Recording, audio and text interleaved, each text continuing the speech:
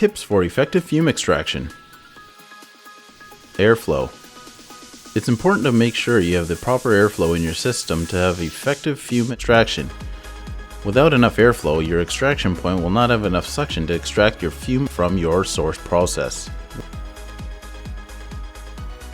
A properly configured extraction arm will give you a much larger working space and ensure that fume doesn't escape into your workplace atmosphere. Make sure that the conveying velocity or suction power is suitable for your type of fume that you are creating. Improper conveying velocity can lead to dust buildup in the extraction arm or duct system. Positioning your extraction hood is important. It's always best to use an at-source capture method whenever possible to keep harmful fumes from entering your breathing zone. Generally, the closer the hood, the better.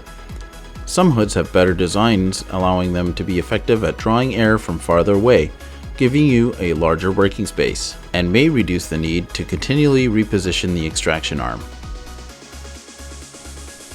Cross drafts.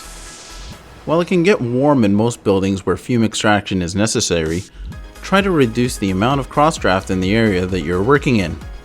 Turning your workspace fan away from your working surface is ideal. Alternatively, while performing the task that creates a fume, temporarily turn off the fan so you can increase your system's ability to capture as much of your fume generated as possible.